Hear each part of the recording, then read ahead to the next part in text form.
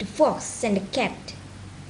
A fox was watching to the cast of its clever devices for escaping its enemies.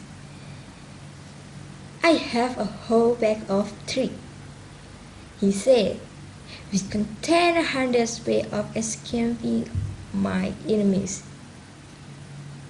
"I have only one," said the cat, "but I can generally manage with that." Just at that moment, they heard the cry of cat of how coming towards them, and the cat immediately scampered up a tree and hid herself in the bush.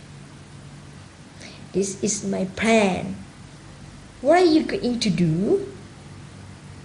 The fox chose first of one way, of another, and while he was debating, the house came nearer and nearer, nearer and nearer. And at last, the fox, in his confusion, was caught up by the house and soon killed by the huntsman.